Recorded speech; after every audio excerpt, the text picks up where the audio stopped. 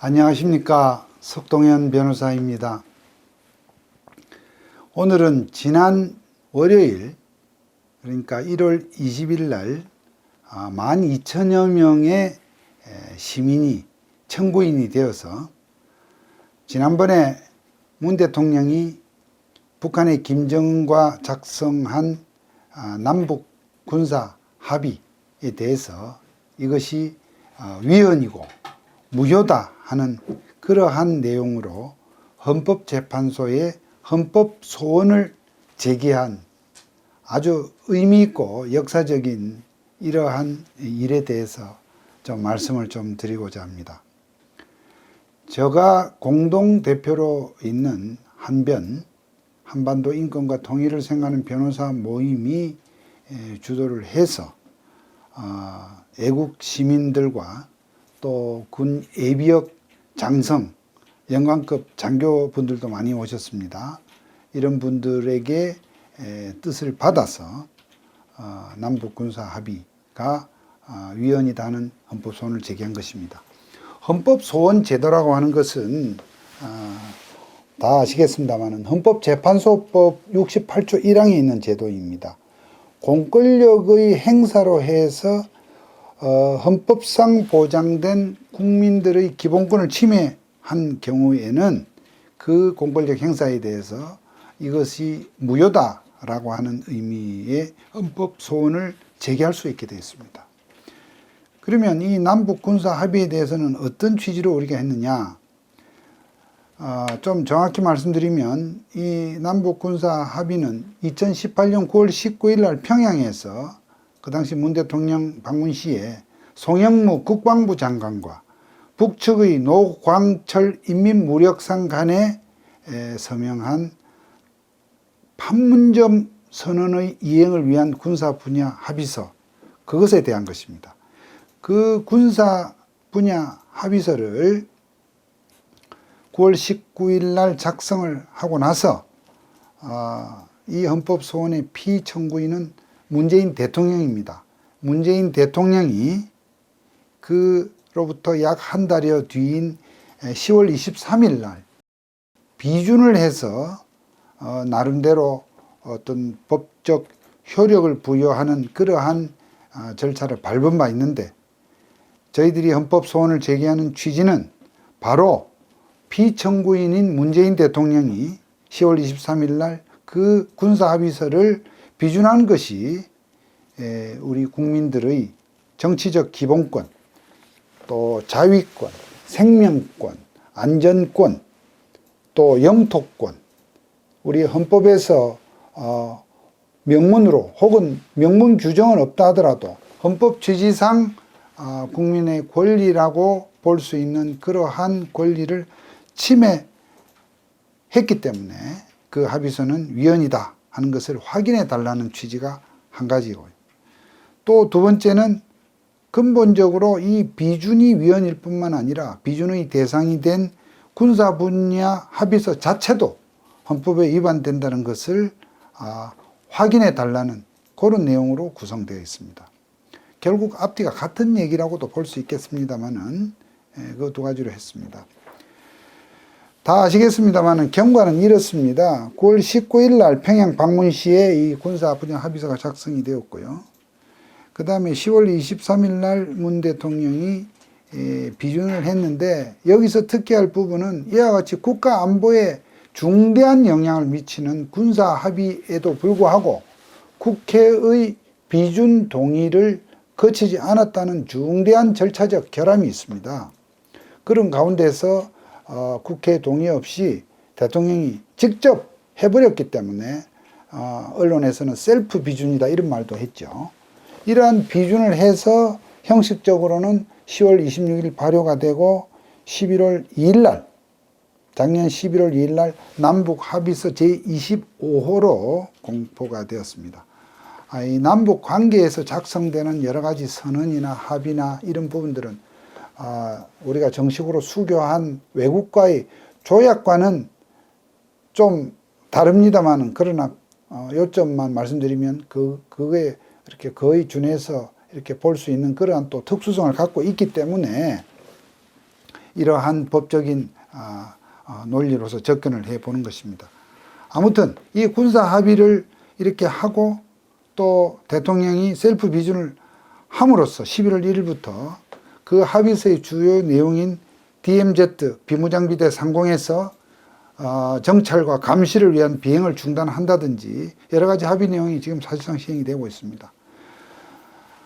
제가 속한 우리 한변 변호사 모임에서는 이와 같은 군사 합의서는 뭐 다른 이 남북 간에 작성된 다른 정치적 선언 문서도 뭐 문제가 많습니다만 특히 이 군사 합의서에는 그야말로 이것은 우리의 이 안보를 다 내주는 그야말로 우리의 그 국가의 안보와 국민의 안위를 다 이렇게 저들에게 다 갖다 맡기는 식의 그러한 엄청난 문제가 있다는 점을 가지고 바로 헌법 소원을 제기하자고 제가 주장을 했었습니다.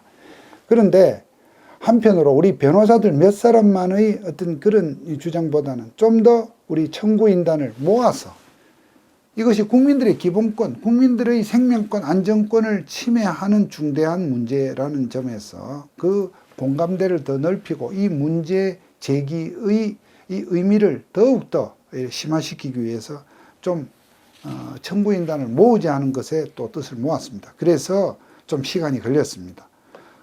그런 가운데에서 또 마침 11월 21일 날 국가안보를 걱정하는 우리나라 군에서 예편하신 예비역 장성 1,500명이 모여서 이 9.19 군사 합의에 대한 그런 여러 가지 문제점을 지적하고 참 격정을 토로하는 국민대회 토론회가 있었습니다. 이에 참석하신 우리 예비역 장성분들에게도 호소를 저희들이 하였습니다. 어떻게 보면 이 부분에 대해서는 여러분들이 가장 목소리를 내야 될 그런 주제 아니냐. 그렇게 해서 이분들에게도 정말 예비역 장성들의 그 참 비통함과 이 군사합의를 이렇게 바라보는 그 참 그 교차하는 그 느낌은 저희들이 직접 이게 참 전달하기가 힘들 정도로 그야말로 이분들은 울분에 차 있었습니다. 그렇게 해서 그분들까지 참여하는 그런 가운데서 12,875명의 청구인단을 저희가 모았습니다. 이뿐이 아닙니다. 그 후에도 지금 계속해서 나도 이 청구인단에 참여하겠다는 분들이 많이 계셔서 저희들이 보조 참가를 할 수 있는 그러한 길을 열어놓고 있습니다. 나중에 말씀드리겠습니다만은 나도 이 헌법소원에 참여하겠다는 그런 시청자 우리 조갑제 TV 애청자분들께서 참여하실 수 있는 길을 말씀드리겠습니다. 자, 그러면 군사합의서의 주요 내용과 위헌적 요소에 대해서 간략히 한번 짚어보겠습니다.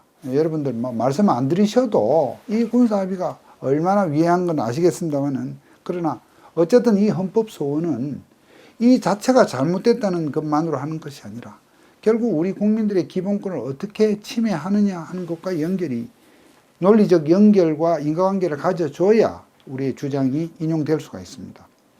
우선 내용면에서 이 군사합의는 국민의 자위권, 생명권, 안전권, 영토권을 침해한다는 것입니다. 이와 같이 기본권을 침해한다는 것은 다르게 말하면 요컨대 우리 헌법이 지향하는 정신과 맞지 않다는 뜻이 되겠습니다. 군사 분야 합의서 1조 및 제2조 1항을 보면 말이죠. 제1조는 어떤 경우에도 무력 사용을 금지한다. 나아가 지상, 해상, 공중에서의 각종 군사 연습을 중지하고 군사 분계선으로부터 최장 40km 지역까지 상공에서 정찰과 감시를 비롯한 모든 기종들의 비행을 금지한다.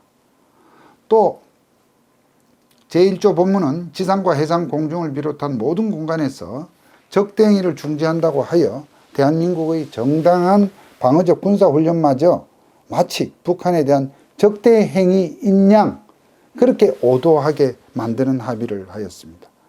또 합의서 제2조 1항은 더 기가 막힙니다. 이미 그렇게 지금 상당 부분 시행이 되었습니다만 비무장지대 안의 감시 초소 GP라고 하죠. GP를 철수하는 것으로 규정을 해서 얼마 전에 그것을 부수고 하는 이런 한심한 어떤 그런 상황까지도 연출이 되었습니다. 이와 같은 합의라고 하는 것은 대한민국의 군사 주권을 스스로 포기하는 것, 대한민국의 전쟁 억지력을 현저히 약화시켜서 우리 국가와 국민들의 안보를 바로 커다란 위험에 빠뜨리는 그러한 처사가 아닐 수 없다. 북한은 아시다시피 핵과 미사일로 무장을 한 상태이라는 점을 생각할 때 상황은 심각합니다. 이러한 군사합의 내용과 그 시행은 결국 우리 국민들이 가지는 헌법상의 기본권인 자위권을 침해하는 것이다 하는 점에 뭐 더 이상의 설명이 필요 없을 것입니다. 또한 군사 분야 합의서 제3조 및 4조를 보시면요. 대한민국이 실질적으로 관할해 오고 있는 영토선인 서해 북방 한계선, 우리가 NLL이라고 알고 있는 북방 한계선을 사실상 포기하는 내용으로 되어 있습니다. 이것은 대한민국의 공간적인 존립 기반이 영토인데요. 이 영토의 변동을 가져오는, 즉 영해가 줄어들고 해서 영토가 변동을 가져오는 이 효과로 연결될 수 있습니다. 그런 점에서 이것은 우리 국민들이 갖는 영토권, 영토를 보유할 권리를 훼손하는 것이 됩니다.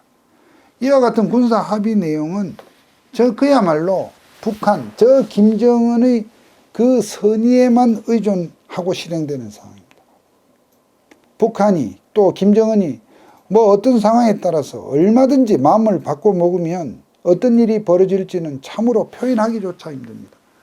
저희는 단순히 그야말로 방어용 어떤 그런 지피도 그렇고 이런 방어용 군사훈련이고 방어용 여러 가지 작전 계획을 세우고 있는데 이것을 마치 쌍방이 서로 적대 행위를 그만두자는 식으로 이렇게 오도를 해서 이와 같은 무장 해제 상태로 간 것에 대해서 정말로 기가 막힐 일입니다. 이러한 군사 합의에 대해서 우선 이러한 기본권 침해 외에도 국회의 동의를 받지 않은 절차적 위헌도 상당히 심각한 사항입니다.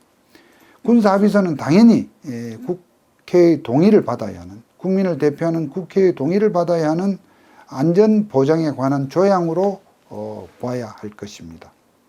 그럼에도 불구하고 우리 국민을 대표하는 국회의 동의 권한을 침해하고 국민들의 정치적인 그 기본권을 침해하는 그러한 형태로 대통령이 셀프 비준을 해버렸습니다. 한 가지 아이러니한 것은, 아이러니보다도 이 참 앞뒤가 안 맞는 것은 피청구인인 문재인 대통령은 작년 4월달 판문점에서 북한의 김정은과 합의해서 판문점 선언을 작성한 바가 있었습니다.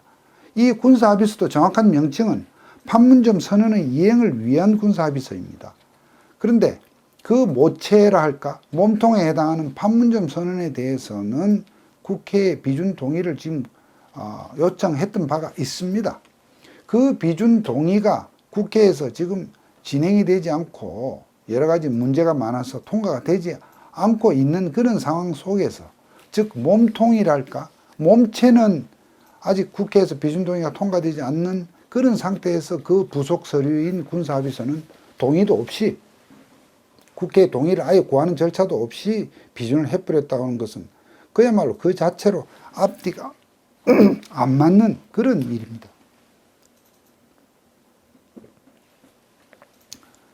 자, 그러면은 이와 같이 내용적으로 국민의 권리를 침해하는 문제, 또 절차적으로 국회의 비준 동의를 받지 않은 문제, 국회의 비준 동의를 받지 않은 문제는 사실 국회가 권한쟁의 심판으로 별도로 문제를 제기해야 됩니다만 현재까지 국회가 그렇게 하지를 못하고 있고, 또 의석 분포상으로 보더라도 앞으로 야당에서 그와 같이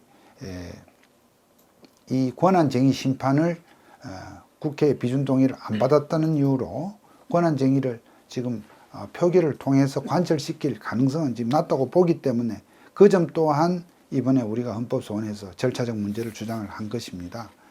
그런데 자, 중요한 것은 과연 이와 같이 정말 문재인 정부가 정말 이 남북 관계 외에는 막 경제를 비롯해서 우리 국민들의 민생을 비롯해서 모든 것을 아무렇게나 돼도 좋다 하는 식으로 그야말로 올인을 해서 그저 이렇게 북한의 김정은의 눈치를 살피면서 이와 같이 군사합의를 맺고 셀프 비준을 하고 이와 같이 실질적으로 시행에 들어가서 지피도 다 부숴버린 이 상태에서 그러면 이런 헌법 소원으로 과연 이것을 되돌릴 수 있겠느냐? 명분과 당위성 면에서는 당연히 그렇게 해야 할 것이로되 과연 그러한 결과를 헌법 소원을 통해서 얻어낼 수 있겠느냐? 이런 부분을 약간 회의적으로 말씀하시는 분들이 주위에 계십니다. 그러나 이거를 좀 생각해 보시기를 바랍니다. 우리가 헌법 소원 제도의 이 어마한 위력을 사실 우리가 경험한 사례가 있다는 것입니다. 언제냐? 노무현 정부 당시인 2004년도에 우리는 그 당시 노무현 대통령이 선거 대선 공약으로서 내걸었던 수도 이전 문제와 관련해서 정말 수도를 충청권 지역으로 이전하겠다고 법까지 만들었던 그런 사실이 있습니다. 그 법의 명칭이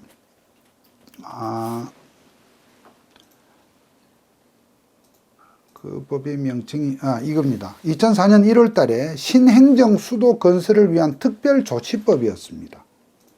그야말로 대통령의 공약으로 또 그 당시 노무현 전 대통령도 이제 국회에서 탄핵 발의가 되는 등의 그런 절차 과정을 거친 이후에 상당한 정치적 힘을 가지고 신행정 수도 건설을 위한 특별조치법을 만들어서 수도 이전을 시행했기 때문에 그 당시 저로서는 물론 그 당시 공직에 있을 때입니다만 저는 이것을 참 수도를 옮긴다고 하는 것이 맞지 않지만 그러나 이것을 과연 어떻게 막을 수 있을까? 어떻게 하면 이것이 이렇게 시행되지 않고 저지될 수 있을까를 저 나름대로 혼자서 골똘히 생각했던 그것이 새롭습니다만 어쨌건 그런데 그 당시에 헌법재판소에서 바로 이 법이 위헌적으로 무효라고 선언함으로써 이 행정수도 이전이 저지가 됐던 바가 있습니다.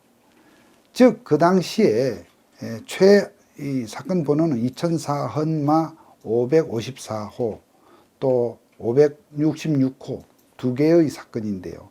이것이 합쳐져서 어쨌든 위헌 무효 결정을 난 것입니다. 당시 헌법소원의 청구인은 최모 씨 등 168명의 국민이었고 이석연 변호사, 나중에 법제처장도 지내셨죠. 이석연 변호사가 대리를 해서 이 헌법소원을 내서 이 행정수도 건설을 위한 특별조치법을 위헌이다 해서 무효를 선언하게 하는 정말로 기적 같은 결과를 이끌어냈었습니다. 그 당시 논리는 서울이 대한민국의 수도라고 하는 것은 헌법에 명문 규정은 없지만 관습헌법, 불문의 관습헌법으로서 헌법에 있는 내용이나 다름없다. 헌법에 있는 내용을 결국 고치는 것이다. 수도를 이전한다고 하는 것은 서울이라고 하는 이 수도에서 다른 충청 지역, 기타 어느 지역으로 수도를 옮긴다고 하는 것은 헌법을 고쳐야 되는 사항이기 때문에 마땅히 헌법을 개정하는 절차, 즉 국회에서 3분의 2 이상의 통과, 국민투표를 거쳐야 하는 이 헌법 개정 절차에 따라야 함에도 불구하고 하위 법률로서 그러한 내용을 정한다는 것은 위헌이다, 무효다는 그야말로 기가 막힌 논리로서 헌법재판관들이 그 수도 이전 관계 법률을 무효화시킨 것입니다. 물론 대단히 유감스럽고 아쉽게도 그 후에 축소된 형태로 지금과 같이 행정부처 가운데 여러 부처를 세종시에 옮기는 형태로 해서 축소된 처음에 그 당시 노무현 정부에서 구상했던 수준은 아니지만은 많은 행정부처 옮겨가서 지금 세종시에도 지금 정부가 청사들이 많이 가 있죠. 결국 헌법재판소가 그렇게 정말로 기가 막힌 논리로 막았음에도 불구하고 이 정치권의 이 무능한 이 정치권, 그 당시 참 이 보수 야당의 그 의견 불일치로 인해서 이명박 정부 때 이 행정 수도 이전을 막으려고 했습니다만은 결국 세종시라는 것이 탄생을 해서 지금 생각해 보십시오. 서울 광화문에도 정부청사, 과천에도 법무부가 있죠. 청사. 세종시에도 있습니다. 대전에도 또 제2청사가 있습니다. 제2인지 제3인지 모르겠습니다. 그렇게 해서 정부의 중앙부처 기관이 4군데 흩어져 있는 이러한 기형적이고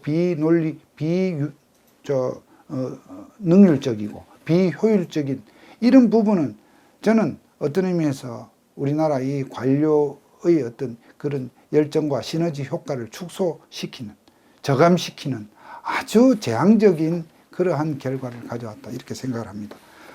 요컨대 이와 같이 헌법 소원을 통해서 정말로 도저히 막을 수 없을 것 같았던 수도 이전을 막은 사례에서 보듯이 이번 남북 군사 합의의 이러한 부분도 이러한 논리적 면에서는 분명히 아무리 이것이 지금 이미 시행에 들어갔다 하더라도 제동을 걸 수 있다는 저는 확신을 갖고 있습니다. 관건은 헌법재판관들에게 달려 있습니다. 헌법재판소 재판관들의 어떤 가치 이념, 이 국정 철학, 또 헌법관 등에 의해서 어떤 결론이 날 것인가가 관건이라 할 것인데요. 왜 정부가 바뀔 때 문재인 정부에서 이렇게 대법원, 대법관들의 구성, 헌법재판소, 헌법재판관들의 구성에 대해서 이렇게 코드 인사를 하는지를 아마 이런 점에서 우리가 또 헤아려 볼 수 있을 것입니다. 어쨌거나 저는 그야말로 이 정의가 승리한다 이렇게 믿는 사람입니다. 정말로 우리 국가의 안위와 걸려있는 이러한 남북 군사 합의서의 이러한 문제점, 또 절차적 문제점들이 우리나라 최고의 법 이론가들로 구성된 헌법재판소에서 현명한 판단이 내려지기를 정말로 기대하고 호소를 드립니다. 또 처음에 말씀드린 대로 이번 헌법소원 청구에 참여하지 못했지만 계속해서 참여를 원하는 분들이 계십니다. 그런 분들에 대해서는 우리가 보조 참가인으로 해서 그분들의 뜻을 헌법재판소에 다시 추가로 제출할 것입니다. 군사합의 위헌 심판 헌법소원 청구에 보조 참가를 원하시는 분들은 네이버에서 한변이라는 단어를 치시면 한변 홈페이지가 나옵니다. 거기서 신청을 하셔도 되고요. 한편 전화로서는 우리 한변 사무실 전화 599국에 4434, 또 팩스 번호는 599국에 4435입니다. 가능하시면 자막으로 이 전화번호와 팩스 번호를 보여드릴 때 여러분들께서 연락을 주시면 보조 참가인으로 이 군사합의의 위헌성을 다투는 이 헌법소원 재판에 청구인과 거의 별 차이 없는 보조 참가를 해서 여러분들의 뜻을 전달할 수 있다 이렇게 생각합니다. 아무쪼록 이 헌법소원이 다시 한번 우리 대한민국의 국가적 이 안보를 이렇게 튼튼히 하는 이러한 중대한 역사적 또 결론을 내릴 수 있는 큰 계기가 되기를 기대하면서 말씀을 마치겠습니다. 감사합니다.